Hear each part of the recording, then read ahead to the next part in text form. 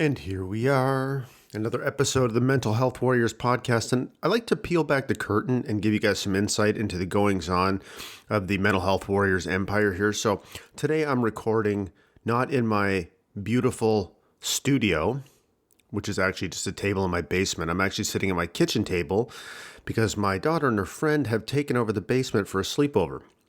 So they clearly don't seem to understand how important the Mental Health Warriors podcast is, but regardless, I love them anyways, so we'll make do here. This conversation, I think, is one that's going to resonate with a lot of people because it's something that we are all going to face, or in probably many cases have faced, and that's a death of a parent.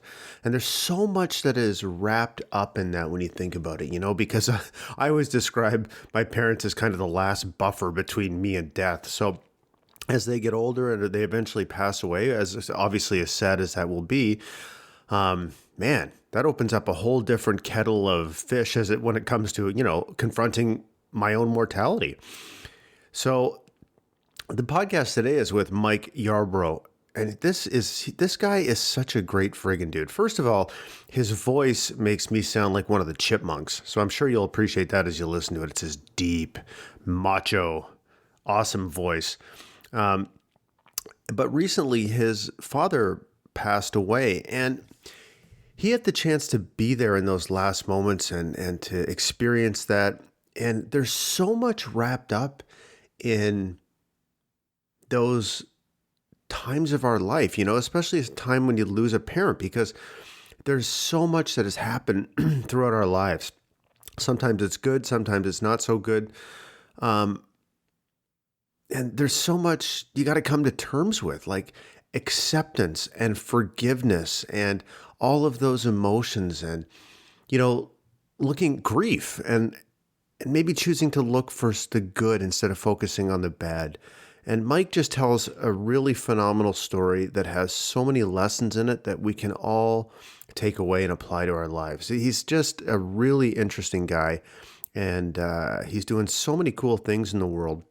But most of which I'll tell you about in a minute. But most importantly, he really gives us a lesson here on and some insight into what it was like for him to, not only live with his dad, or grow up having this man as a dad, but to be with him in his final moments. And it's just a really powerful conversation that I think you're going to love. And as I said at the beginning, we're all going to experience this in our lives. And I think that in order to be as happy and fulfilled and grateful as we can, sometimes we need to choose to look for maybe the things that were good instead of maybe what we've done a lot of our lives, which is focus on the things that we wish were different. So I want to thank Mike for this conversation, and I want to tell you more about him because I've been on his podcast. We haven't talked a lot, but I follow what he does and I consider him a friend. And I don't know, we just seem to have a really good chemistry when we talk.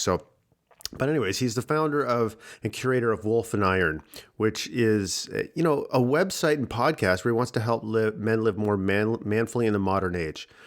It's a freaking awesome website and it's an awesome podcast. And I'm not just saying that because I was on the podcast. That is actually probably what brings it down a notch. And I'm sure that Mike has improved his process so he never has a guest on like me again. But there's tons and tons of good information on there. Really, it's a great website. It's a great design, and it's full of great content. The other thing Mike does is he runs Rustic and Main, which makes these freaking crazy rings. I think they're like wood and metal rings. And I'm looking at the website right now, and they are so unique and so awesome. And he does things, for good cause by supporting wounded veterans and stuff like that. But these are really interesting products that would make a great gift for somebody that you care about, like Colorado elk antler and historic World War II teak. Like, where the hell are you ever going to get something like that? And it looks amazing. So he's not just a man and a communicator. He's also an artist and an artisan. And it's really, really cool. And the other thing, and he actually sent me a copy of this book, is he's written this book called The Guy's Guide to Pocket Knives. And it's the coolest freaking book. It's a small book, a small hardcover book, and it's just freaking full of useful information around pocket knives. Like, I had no idea that there was so much information around this subject. So he's a multifaceted guy, super, super interesting, and he's very open and vulnerable. So, wow, this is probably the longest intro I've ever done. But Mike, listen, brother, I want to say thank you to you for sharing your experience and the lessons you learned from it. Thank you for the contribution you're making to the world. Thanks for being a friend. And man, I can't wait to keep following you and see what else you create, because you are on fire, my man. So guys, listen, I hope you enjoyed this podcast episode as much as I did, and I'll see you on the other side. Warriors are not born. Warriors are forged in the crucible of adversity. Warriors without fear are warriors without courage. We are men, destroying stigma and stereotypes. We are a band of brothers, because in brotherhood there is strength. Our weapons are strength, empathy, and honesty. We are mental health warriors, and this is our voice.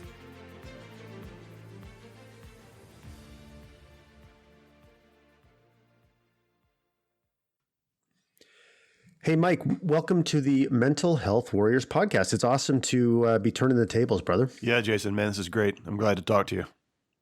I don't remember, when was it that I was on your podcast? Was it this year? I think it might have been last year, I think actually. it was last year, yeah, because I had my podcast spun up, and then we had a bit of a break, family issues, some drama in my life, and so I had to kind of put it on hold. It's been going strong again since then, but yeah, I think it was last year. So how many episodes have you done? I am almost at episode 30. I've released. I think I'm on 29 that I've released. I've got probably 4 or 5 in the queue ready to go, but yeah. So, and before we get into the topic at hand, why don't you tell the audience about your podcast and who you're trying to reach and what you're trying to accomplish? No, that's great. I appreciate the opportunity to do that. So my podcast is Wolf and Iron, and you can go to wolfandiron.com and check it out. And so I'm all about helping men be better men. My tagline is helping men heed the high call of manful living. And so that's kind of a mouthful, but basically that means that there is a high call, I believe, on the lives of men, and most guys are just settling for the status quo. We're not really shooting for something better, and we're lacking in a lot of examples out there of what that looks like. And so Wolf and Iron really helps to kind of put those examples forward and also inspire guys through different articles and through podcasts and things of that nature to really pursue being a better man. That's fantastic, man. I don't know if you don't have the problem I have where I can't stop talking to people and then I get this freaking queue of episodes and I'm like, oh my God, what do I do with this? I feel bad because I've recorded so many, people email me and they're like, hey, when's my episode coming out? And I'm like, oh my God. Yeah, no, I'm a little bit like that. Ideally, right, I would have about 20 episodes, ready to go, and I would just take a break for the rest of the year. But it's not. Yeah. That doesn't happen. So that's good though, in a sense, because like you said, people do start to wonder, like, hey, when's this thing coming out? Didn't we talk 6 months ago?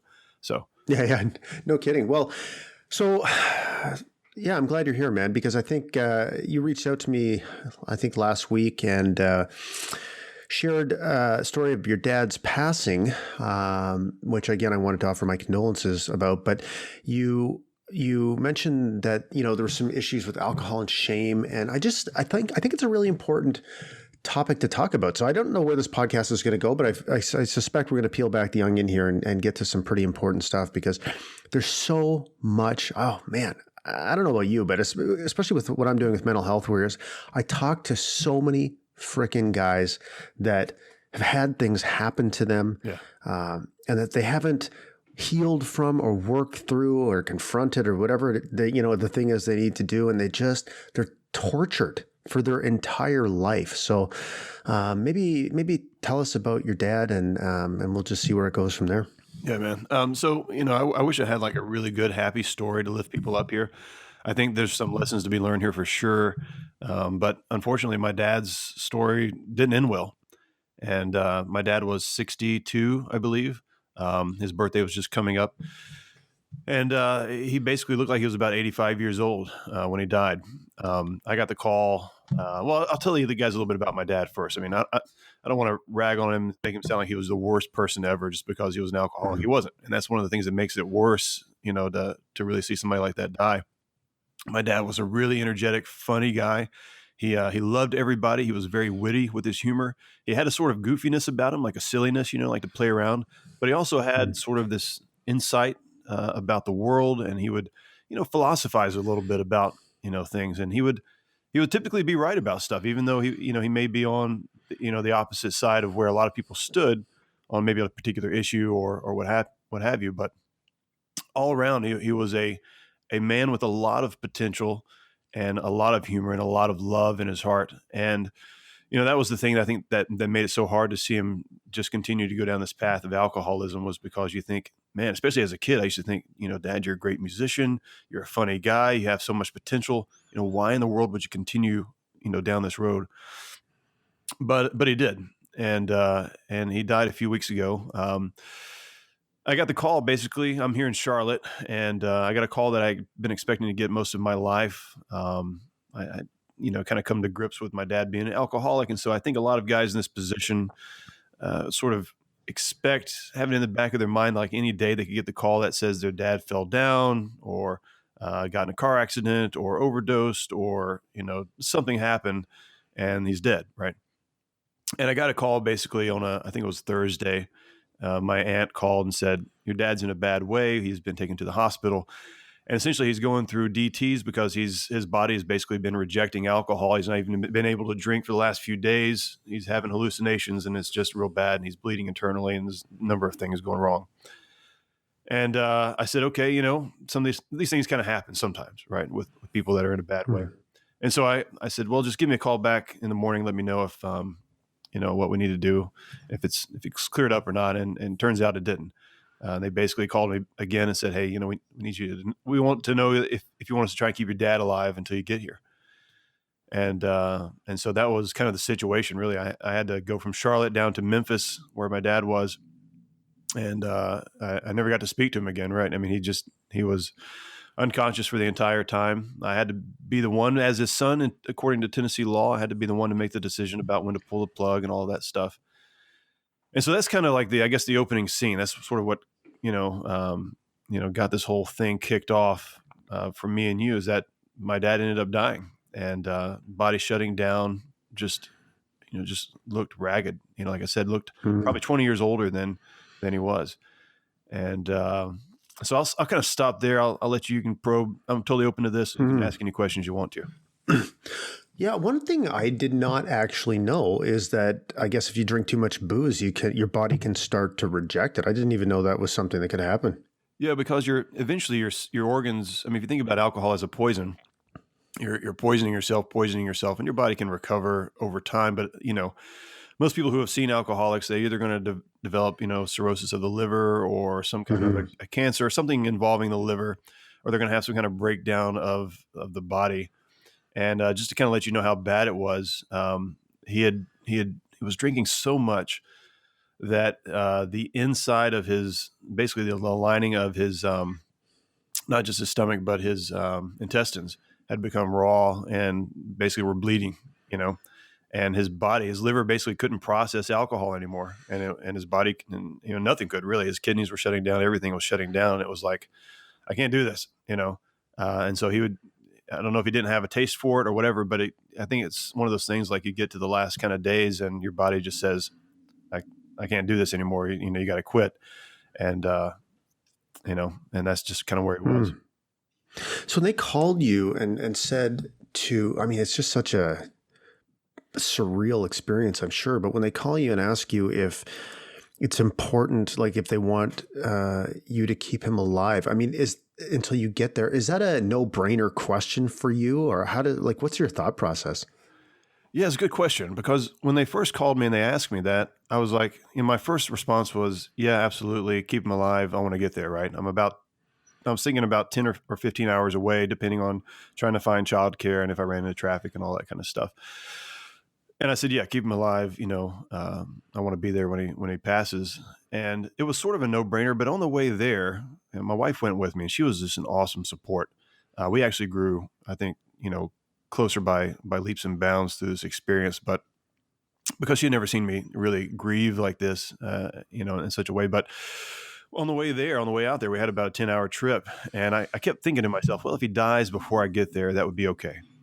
Because I Hmm. thought, I know my dad loves me. He wasn't a mean drunk or anything like that. He was just very distant, very absent, um, and, and, and couldn't really partake in the life that he really should have been partaking in with his grandkids and me and all that kind of stuff. But I thought if he died before I get there, that'll be okay. And I'll be able to handle that. And maybe it'd even be for the best. Um, and when I got there, though, I realized that would have been a mistake. That I don't think that at the graveside, I would have been able to have the experience of feelings and that sort of closure that I had when I was there at his bedside. And so I was really thankful that even though he was unconscious, I don't know if he could hear me. I got to say the things I wanted to say. I really got to grieve, over what wasn't basically, the life Hmm. that we didn't get a chance to have. And I don't think I would have realized that I was really holding all that back until I saw him face to face, and it was just a powerful moment. Yeah, I can imagine. It's interesting because I just recorded this. So I had a friend, a good friend of mine, a former coworker. She was killed 35, 36 years old, killed last month in a um, car crash. And it's in that kind of situation, or the situation with Cindy, my first wife, where she took her own life.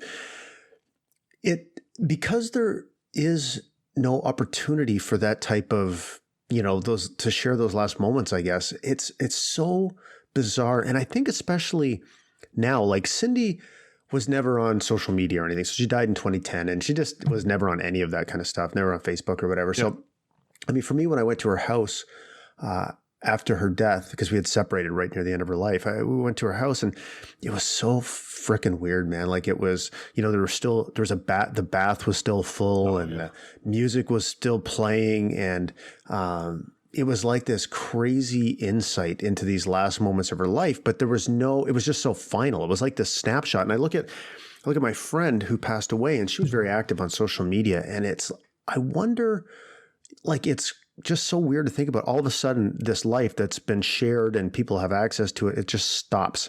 Yeah. And and I wonder, I guess it's a totally individual thing, but I wonder like how it would have impacted me or Michelle's family, for example, my friend, to be able to at least say goodbye. I don't know if it makes a difference or not. I mean, it's just it is interesting how the different ways that death can unfold, I guess.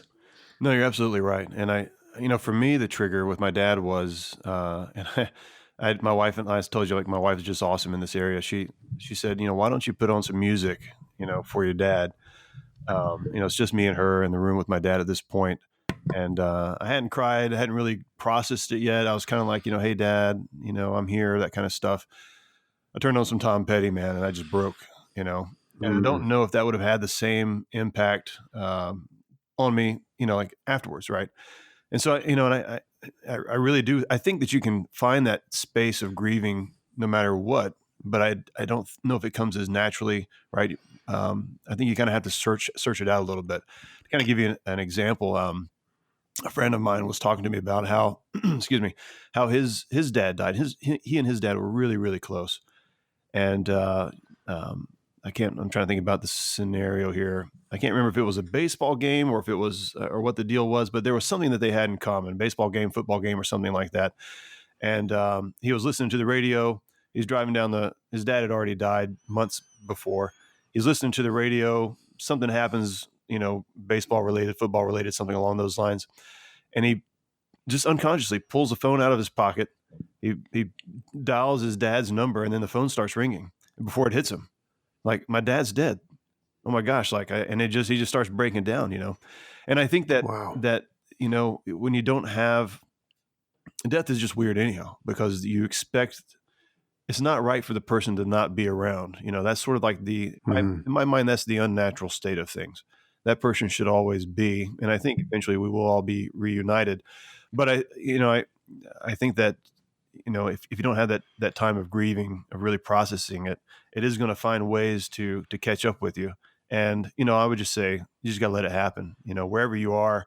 don't try to hold it back. If you're in the grocery store and you see something that reminds you of your parent, and you just, that's when the floodgates open. Hey, it's better than holding it in. Oh man, I totally agree. I totally agree with that. So, I mean, before we get into maybe your dad's story, I just wanted to ask you, like, what in those final moments, I mean, to have the like immense responsibility of life and death, as your dad's son, like, how do you get to the point where you decide that this is the moment to, turn off the equipment or pull the plug, as they say, or whatever? Like, what was that experience like for you? Well, it was a shock a little bit to me when I showed up and they were like, "Hey, glad to see you again." I got some family members there and they said, "Hey, by the way, you're the man. You're going to have to make some decisions here." And I didn't know that, the whole trip there. Thankfully, everybody was in agreement in terms of what we thought should happen.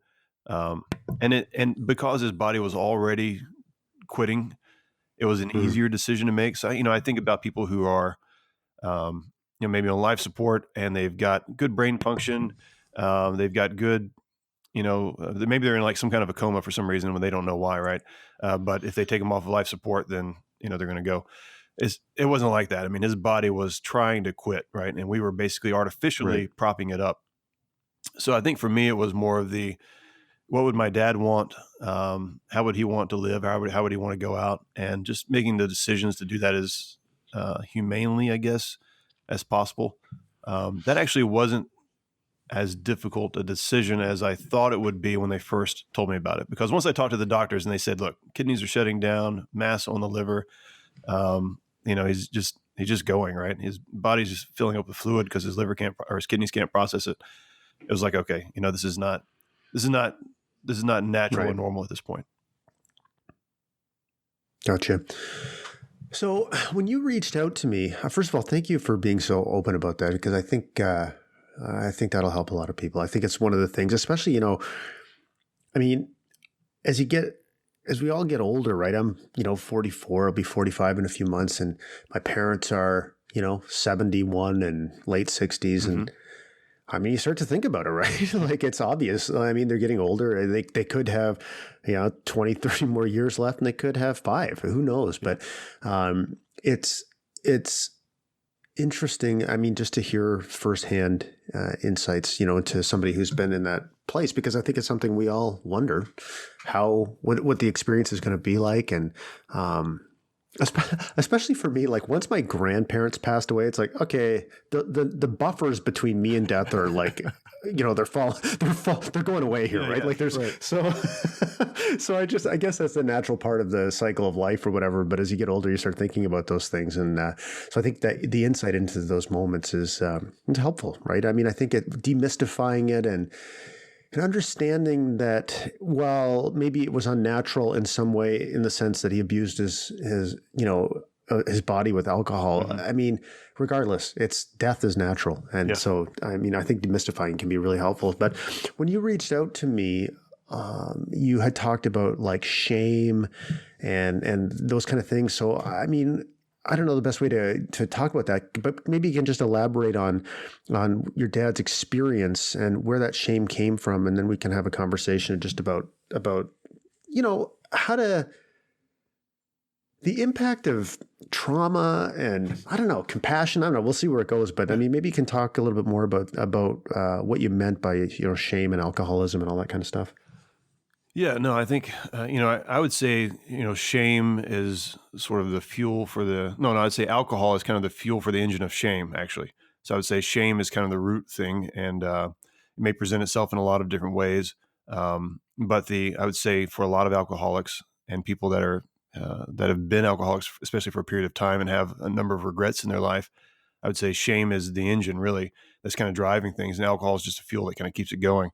I'd say for my dad, I think he really didn't have the resources like that are available now, like mental health warriors or whatever else that you may want to, that are out there for people to deal with things like anxiety and shame and get the help that they need to kind of get to the root of why they're doing the things that they're doing. And my dad didn't realize, I don't think, that he had anxiety actually, because he masked it with alcohol for so long. He didn't realize that he had anxiety, and probably until maybe 6 or 7 years ago. And he just started basically getting some medication, not really the kind of help he needed, but some medication to help with it. And, that anxiety, I think, if you peel that back, you've got that sort of as a layer that may have contributed to shame, or it may be coming from shame. But as far as like what caused the shame, in his life, that was actually something that I had asked about. I mean, I said, where did this anxiety come from? What brought it about? And it would be the same for shame. And he didn't really know. And that was the thing. And I think he was open and honest enough, especially as he got older, that I think if he had had an incident, a traumatic incident like childhood abuse or something like that, he would be able to point to it and say, this is it.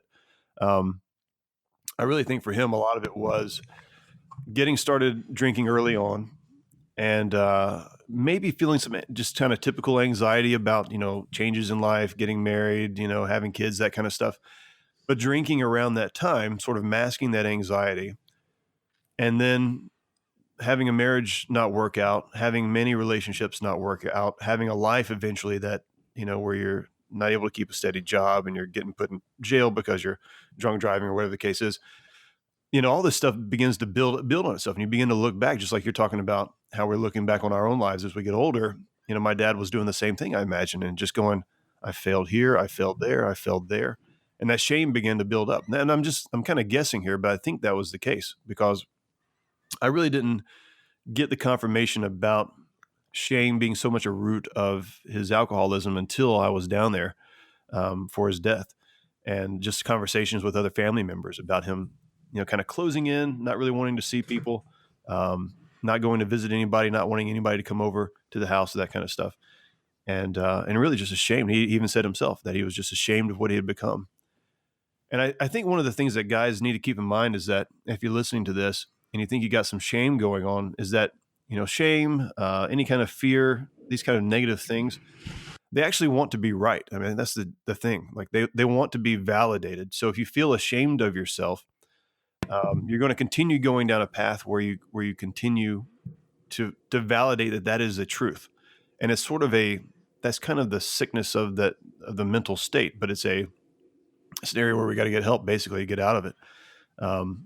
We want to be reaffirmed that our shame and our view of ourselves is correct. You think about the people who self-sabotage their life. They got things finally going in the right direction. Maybe they're off of alcohol or off of drugs. They get into a relationship and things seem to be going okay. And then it's almost like they just take it down themselves. They just start just kind of cutting the pillars out from under themselves one by one. And it really is that root of shame that wants to be fed and wants to be validated. And so getting to the bottom of that, kind of like what you're asking me, Jason, about my dad, is the same questions that people need to ask about themselves. Why do I feel the way I feel? How do I get to the root of where this is all coming from? When did this start, and why is it continuing to grow? Oh man, that is so profound and important, because you're absolutely right, man. We create the world based on the beliefs we have about ourselves, the beliefs we have about other people. And, it's like if you believe that the world is full of people who want to do you harm, do you harm, you're going to behave in a certain way, versus if you're an open person who believes that we're all here to support each other. And, you're right, when we confirm the lens, I guess our beliefs are such an important influencer about, on the lens through which we look at the world. And this is something that I'm really passionate about, because I've only really started thinking about it over the past probably a year or two, but it's just how much power we have through especially with our language, the words we use in our own head, and when we interact with other people, like how powerful that is in the world that we create for ourselves. So especially with something like shame, I mean, and especially when like there's drugs or alcohol involved, it's such a self-fulfilling prophecy, right? Because you feel like shit about yourself for whatever reason, and then you drink and you do things to make you feel like shit about yourself. And it's just like this it can be this never-ending confirmation of what you believe about yourself. And it's like, it's so much easier for me to see now how easy it is to go down that rabbit hole and not be able to get yourself out of it. And one thing that I've been really thinking about a lot lately, and I'd love to hear your point of view, is like, I'm a huge believer in the idea of personal responsibility. Obviously, I mean, we ultimately, obviously, we're all ultimately responsible for ourselves. But on the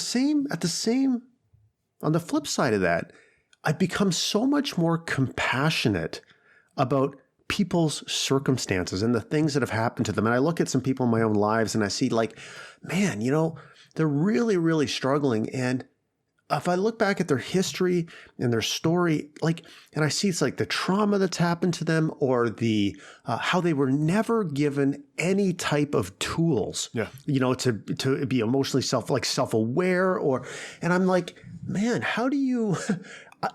I guess I'm trying to figure out how to reconcile these ideas of personal responsibility with someone that's just in a horrible place, and looking at them with compassion. But you know what I mean? I don't know how to reconcile these ideas at the moment, but it's just something I've been thinking about a lot more lately. Yeah, it is tough because, let's say someone has got an issue with shame, and you go to them and you say, hey, look, man, I'm seeing what's going on in your life, and let me just be straight with you. You got an issue with shame here.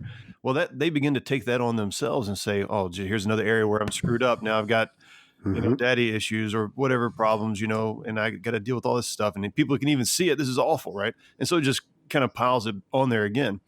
I think one of the great ways to do it is through things like what you're doing with the Mental Health Warriors, where we're just talking about it. And people can kind of listen. They can sort of begin to see it in themselves.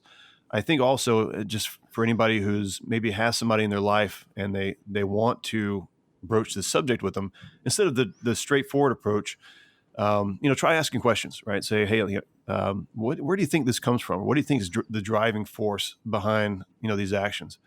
And, say even, you don't have to answer right now. I'm just kind of putting that out there. And I think it's getting other people to come to their own conclusions where they see it in their life. And then not only that, but then also when we see it in other people's lives, because there are going to be people who never knew my dad that are listening to this podcast or listen to my podcast, and they're going to go, man, that sounds just like me. Or I can see myself going down that same road as Mike's dad did. I don't want to be that way, right? And so there is the kind of, flanking it approach, instead of the direct approach can help some.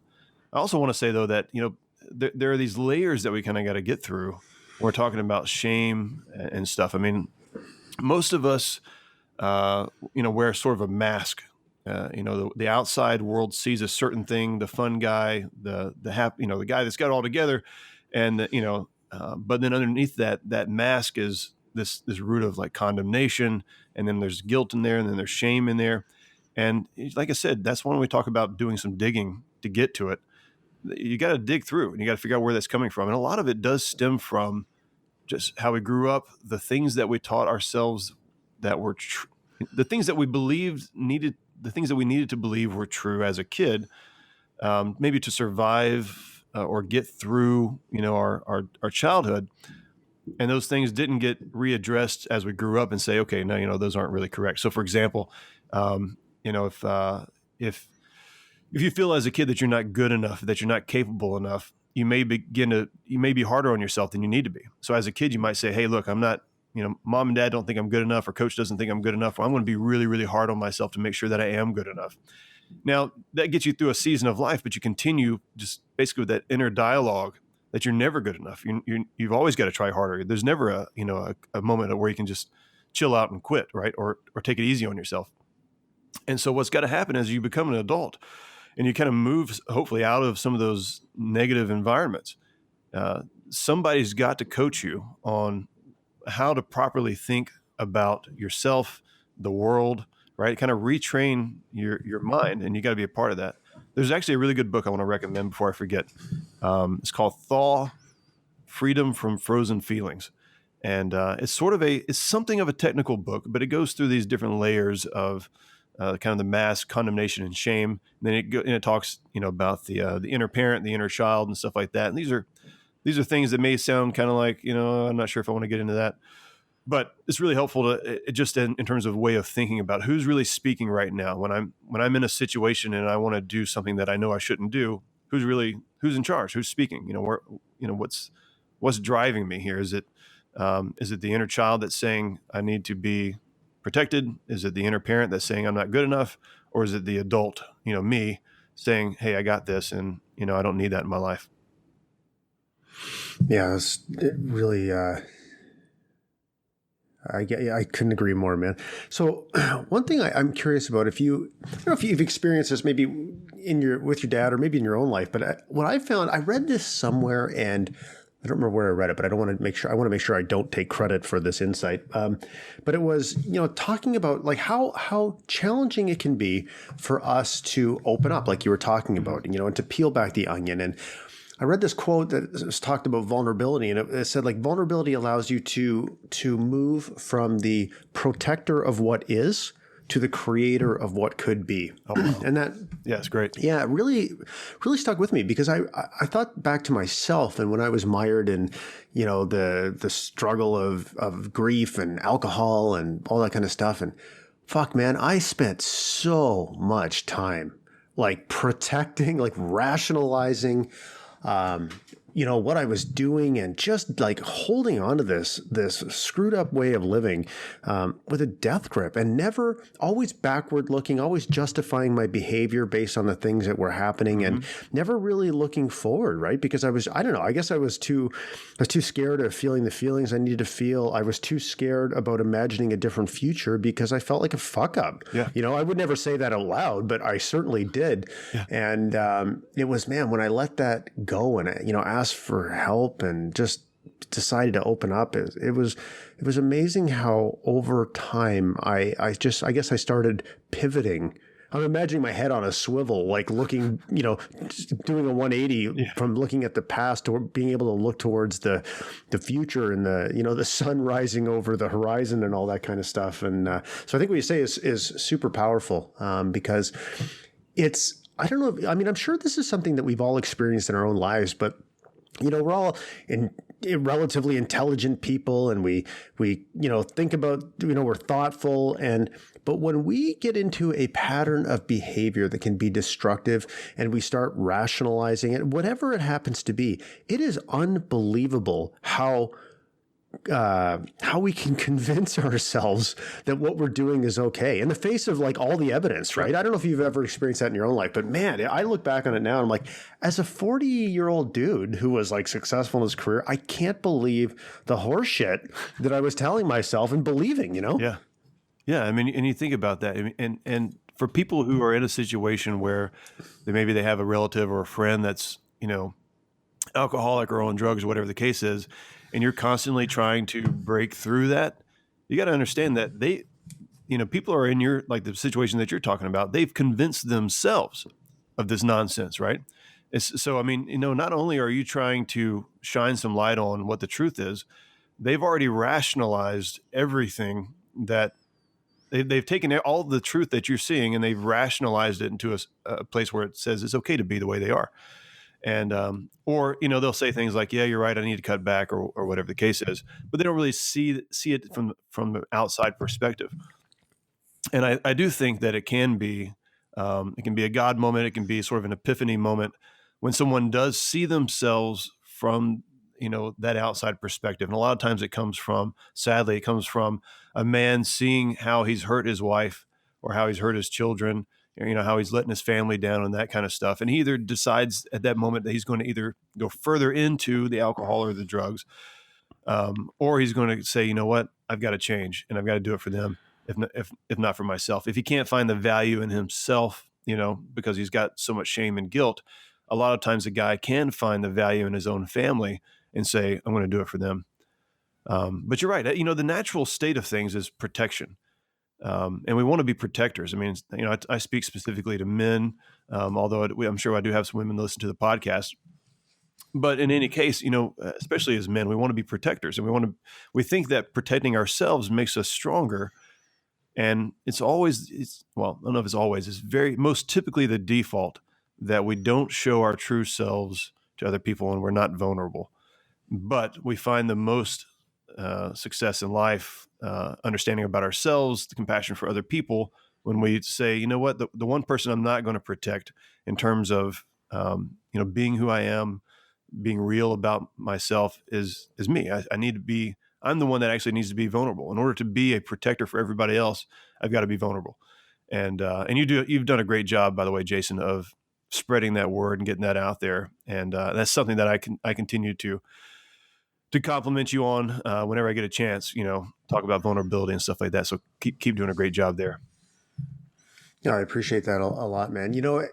And it's interesting when you talk about, like, I think, I don't know if it's an individual thing or if it's a societal thing, or it's probably some combination of both of those things. But we seem to have developed this idea that pain, whether it's like physical pain or more specifically in this case, emotional pain, is something to be avoided at all costs. Yeah. So, like I heard an example. I was listening to, I forget which podcast I was listening to, but it was a doctor talking about the opioid crisis.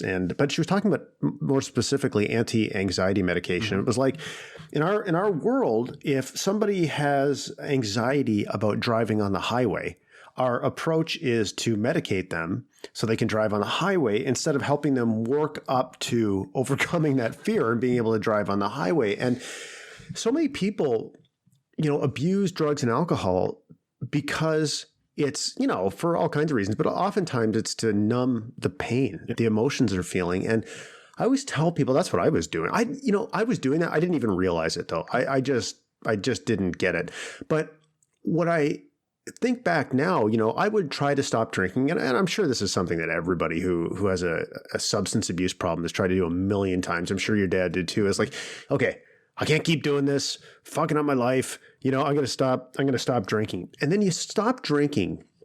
Yeah, it's, good for a day or two, sometimes maybe even a week or two or whatever. But then it starts there's this itch that starts, and it's like this pressure that is building, and there's this pain that you start to feel. And for me, I always cracked because I felt like I can't deal with this. Right. And what I always tell guys now is that maybe you need to feel the pain. Like maybe there's great insight in that struggle, and so when I stopped drinking, what I did was I took away the primary way that I was trying to numb that pain. And that opened up a whole can of emotions that I just was not used to feeling. And I'm still, and I think that I will be, I don't know if it's even something that I need to work on. I live a much richer human experience now. And part of that experience is feeling pretty shitty sometimes. Yeah.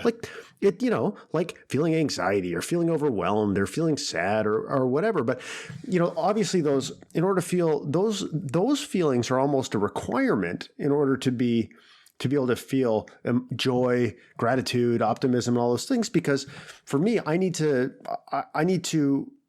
feel like live the whole human experience, I guess. But what I've really done, always trying to do is like, if I am feeling anxious or whatever, it's like sitting in that frickin' experience, like sometimes I try to do all these, all the Jedi mind tricks that we all read about, like being the observer of my thoughts and all that kind of stuff. Yeah. But other times I'm like, man, I don't feel like doing any of that. I just feel like letting it overwhelm me and seeing what is there. And so I guess my point in that long monologue was really that I think a lot of times the path forward is allowing yourself to feel the feelings mm-hmm. and learning from those feelings because the only way you can truly understand where they come from, what they're about, is by experiencing them and thinking about them and processing them, Yeah. Yeah, absolutely right. I mean, it is true. I mean, people who have anxiety, this is not something that I've suffered from. My wife has, obviously my dad did. I've known several guys that have dealt with it and still deal with it on occasion. And they say that in the moment of being anxious, the greatest fear is, what if this continues to get worse? What if, I continue to have anxiety feelings and it's worse than, what if it's twice as bad as what I'm feeling right now? And the fear is I'm going to lose it. And I'm not going to be able to hold myself together. And I'm going to have a total flip out spell. And I'm going to feel terrible about myself. So in order to kind of quell that, I'm going to have a drink. I'm going to, do whatever that needs to be done to kind of keep me from going that route. And that's understandable. I think it's totally understandable. I mean, it's basically it's at that core question of, I don't think I have what it takes to make it through this. I don't know what they think is going to happen. Like they think they're going to just melt down, total brain crash, get thrown in a lunatic asylum or whatever the case is. I don't think we have those anymore, but you know what I mean? But there's that fear, and the fear it's the worst time in the world to have fear, because when you're anxious and you have fear, it just makes you more anxious. And so, like you said, I think there has to be almost a realization of, this is just part of how I'm wired, and I need to see where this goes, and just allow it, kind of go along for the ride a little bit and allow it to play out. And like you said, I think in the moment there can be some great insights. If not in the moment, maybe afterwards. But a lot of times it's after my wife has some kind of anxiety that she'll say, I think I know where this came from. Such and such is going on in my life, where I've been thinking about this and that for a while, and I've just been letting it get to me. And then usually she's okay after that. But imagine if she didn't medicate that. Now she'll never know why, where these things are coming from, because she's got a solution. And well, it's not really a solution, you know what I mean? But, Yeah. in her mind, and to her body, it would be a solution. But I do think, there's also there's a physical aspects of it. People do have real physical addictions to stuff. You're not a weak person if you get addicted to something. You're just, your body's just wired to be hypersensitive to something that not everybody has the same, issues with. And that's just, it's not your fault. You didn't choose to be that way. But I mean, there are real physical issues, to deal with as well. Yeah, absolutely. So, I mean, when I hear your story and I hear how you were, at your dad's side in his final moments, I'm curious about, I suspect it wasn't always like that, in the sense that growing up as the child of somebody who's, addicted to drugs or alcohol can be exceptionally challenging. So as a kid, like, what was that like for you? Was it like fear, anger? I mean, I guess you had I'm sure you had moments of normalcy as well. Like, what was that experience like for you as a young man growing up? Well, my parents divorced when I was about 1. And so I don't have the memory like everybody else does of always having a dad in my life. I actually have a memory of seeing my dad for the first time. And I was probably about 2 years old, and I had, people have been telling me that my dad's coming by. And I was like, okay, I kind of had this understanding of what a dad is, but I was actually experiencing a little anxiety as a kid, because I couldn't remember what he looked like. I couldn't remember anything about him. And I knew I'd seen him before, and it was this big deal, right? It was big to me. Even as a kid, I knew that this was a big thing. And I don't know if it's because other people had dads or how I got this concept, but I knew it was a big thing. And I remember my dad coming through the door with, I think it was my Uncle Jimmy, so his brother. And, I didn't know which one was which. And I was kind of freaked out, like, oh my gosh, like one of these guys is my dad and I'm supposed to respond a certain way or whatever. And, but then he talked. And as soon as he talked, I knew, right? Because I remembered his voice from when I was a, baby or whatever the case is. And I knew that was my dad. And it was, it was fun. I remember riding on his back and that kind of stuff. And so we did have some times of normalcy. There were times when we would joke around. There were times when we would play music together and things like that. But as a kid, I think I was probably around 8 or 9 years old when I finally began to realize that something was going on. Like my dad he wasn't just slow, like he was drunk a lot. And it just would kind of fade over the weekend or something when I was with him. But then it would sort of, he would have a beer when, imperceptibly or something like that, and it kind of come back.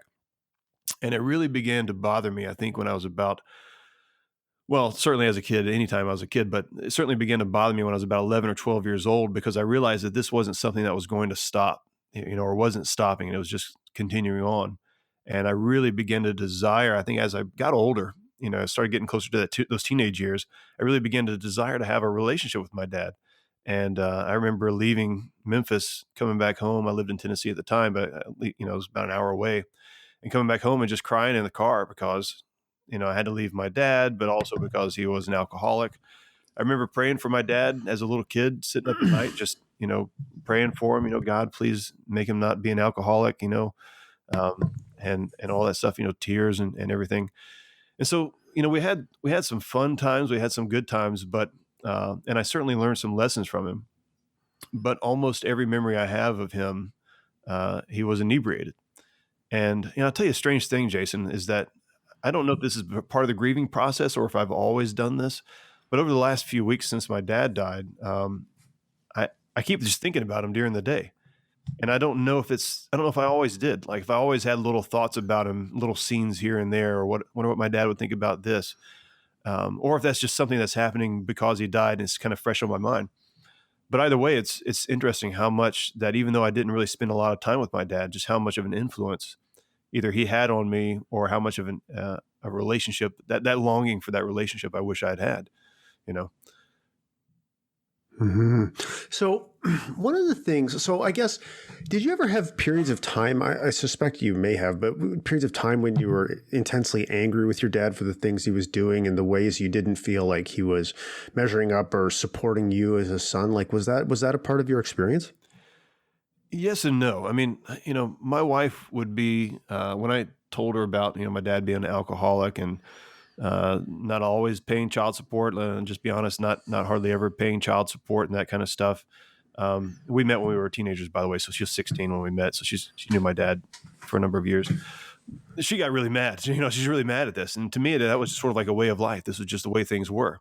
When I would talk about when my dad would call on Thanksgiving or Christmas or birthdays or something like that, and a lot of times he'd still be a little bit tipsy, but trying to call and have a conversation with the boys, with my sons or with me, she'd get really mad and she'd be so ticked off because she's like, this is not how a grandpa's supposed to act. And to me, that was like, yeah, but it's my dad and he's an alcoholic and this is just the way things are. And I think I had a brief moment, maybe a year or so when I was a kid, where I was really angry at him. But at some point, I don't know if I don't know if it's a good thing. It may not be a good thing. But at some point I came to terms with it and I just said, this is just the way things are. I really, really wish. I began to feel sorry for him, I guess, more than anything else. And I began to think he's missing out on so much. He's missing out on so many things. I mean, we've moved to different houses. We've had kids that he's only seen, a handful of times. He's missing out on me, missing out on just family and all that. And I really began to my heart really began to ache for him because I was a dad and I realized all the things that he's not being able to do, or he's not doing.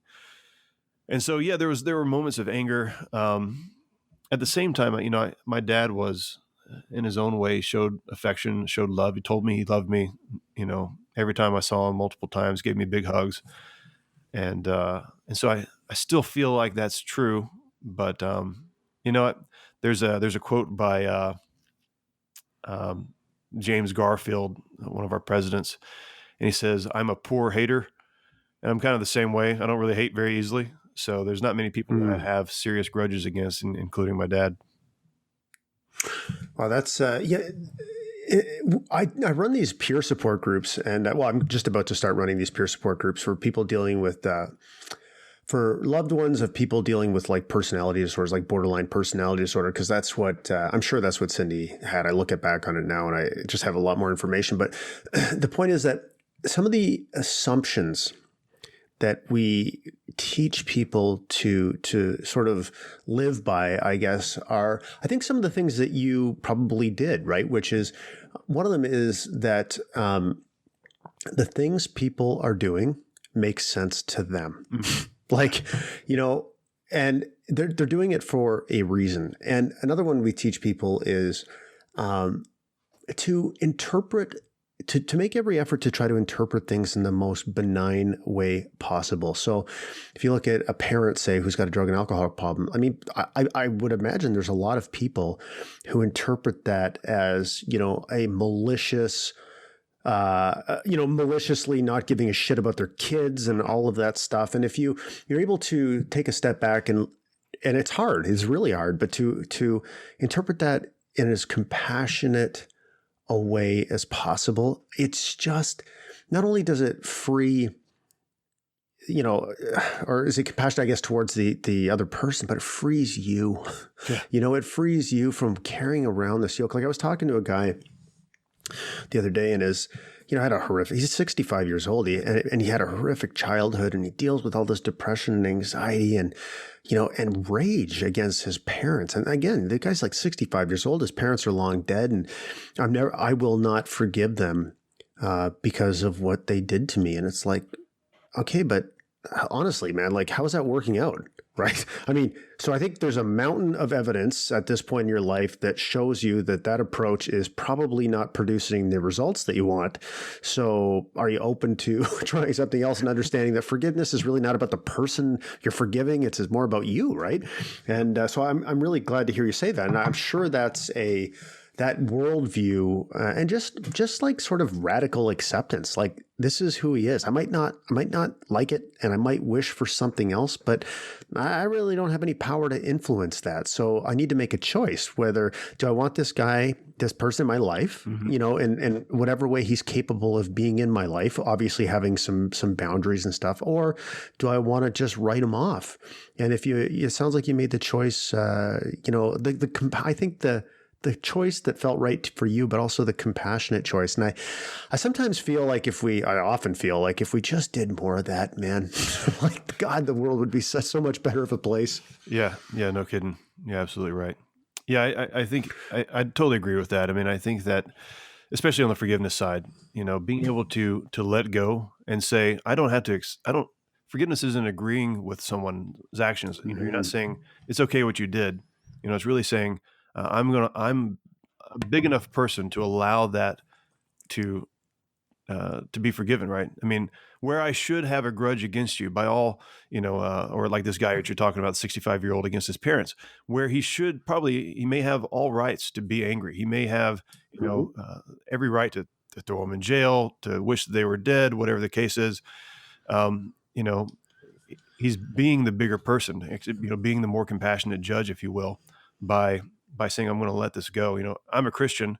And so a lot of this comes from my Christian upbringing of being taught, here's God saying, you guys really screwed this whole earth thing up and, this whole humanity and existence thing up. And you know what, but I'm going to provide a way for you not to be this way and to reconcile you to me, right? Even though you don't necessarily deserve that, I'm going to do it anyhow. I'm going to love you despite all of the flaws and just that compassion, right? And so that's kind of how I think about it. I'm like, oh man, the creator of all things, this is where I come from. If the creator of all things can look down on little me and say, I'm going to forgive you, Mike, for screwing up your marriage for so many years, or being harsh to your children, or if he can even look at my dad and say, Mike Yarbrough Sr., I'm going to forgive you for all the drinking that you've done and all the pain that you've caused over those years.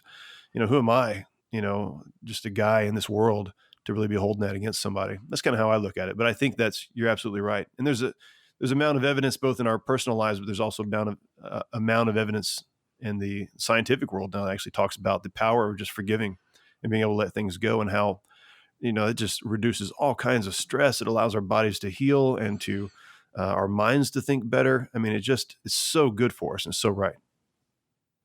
Yeah, we in the Mental Health Warriors group, we had a community call about this article by a guy named Gabor Mate, and he's like a Canadian guy, and he's a really progressive thinker on addictions and trauma and all that kind of stuff. But he talks in this article, it's called "Building a Culture of Good Health." I'll link to it in the show notes. But he talks all about like how we're a system, right? I mean, there's no distinction really in the system that is us between like emotional well-being, mental well-being, physical well-being. It's all tied together. So I think your point about forgiveness actually having like quantifiable, physiological benefits is absolutely true. It's that old analogy I think I've heard a million times, but it's like carrying this anger and resentment around is like drinking poison and expecting the other person to die. Yeah.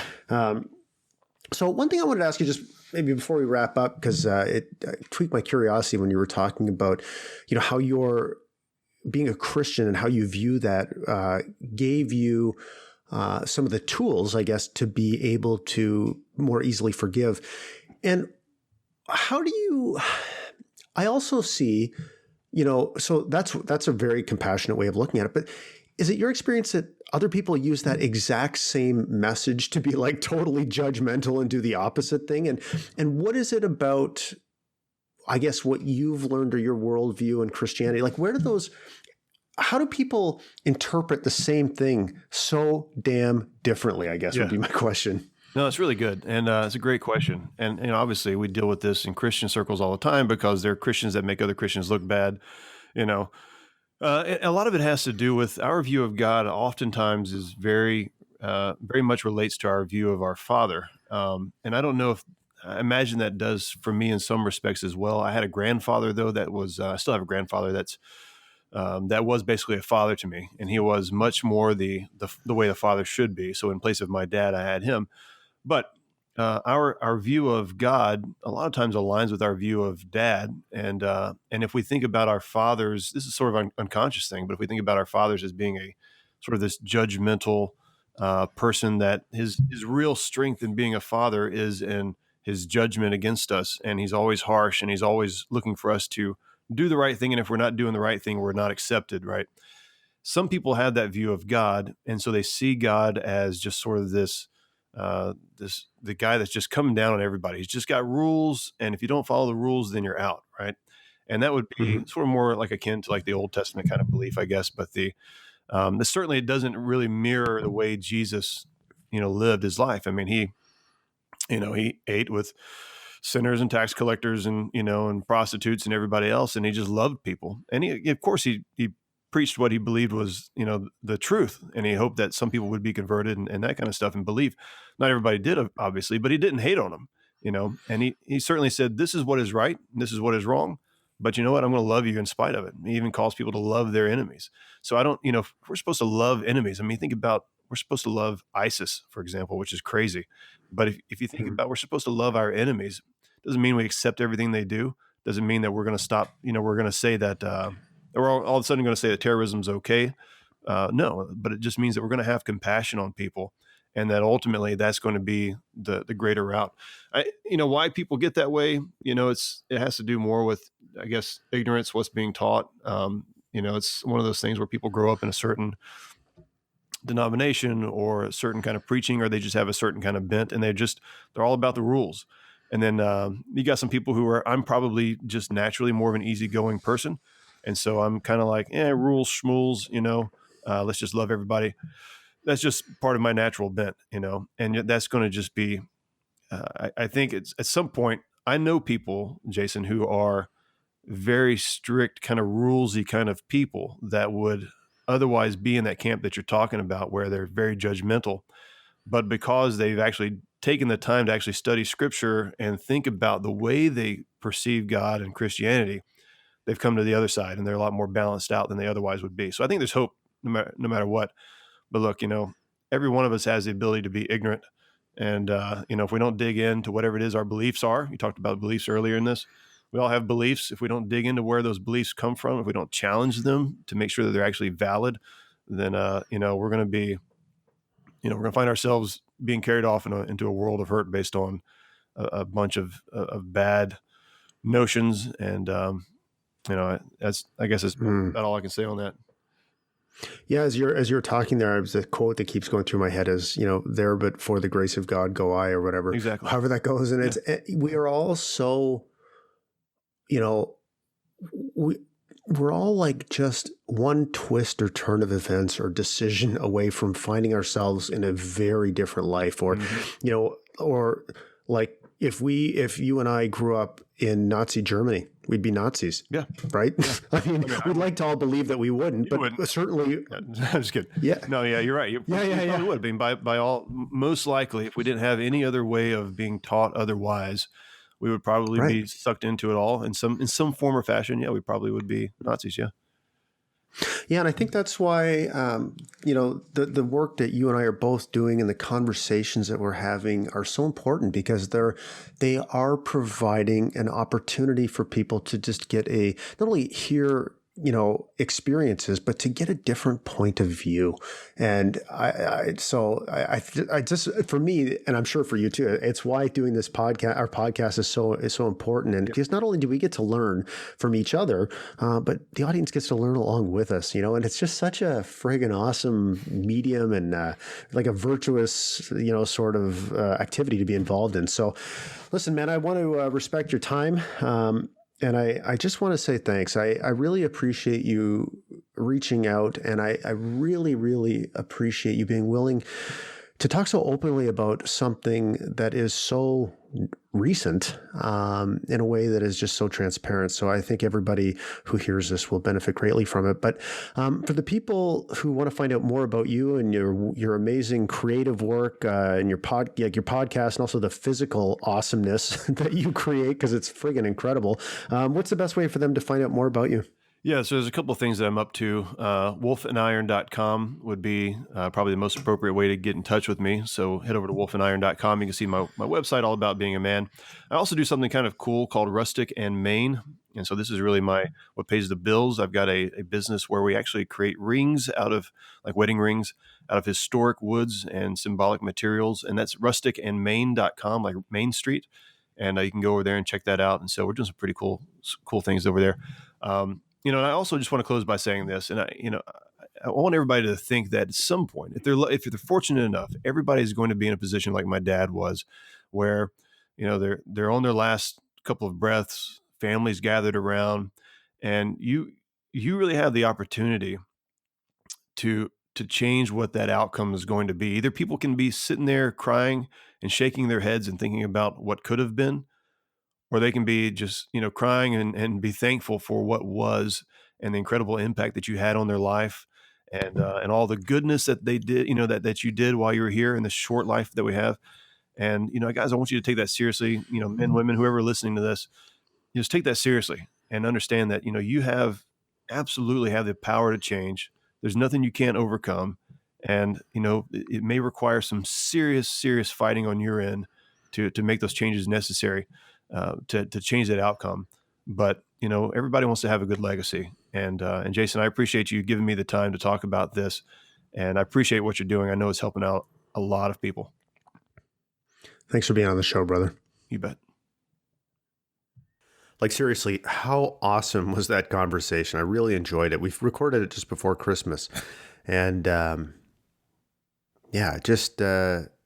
love doing this podcast. Like, Jesus, I get just so many opportunities to talk to so many interesting people. And I also get the opportunity, like I did the other day, just to ramble on mindlessly about my own thoughts and feelings and what I've learned. So I am the boss of the Mental Health Warriors podcast. And I promise you that with that great power, I will exercise great responsibility. But anyways, enough about that. I want to end this podcast like I end every single podcast, and that's by saying, this would be the point if I was on a stage doing a concert.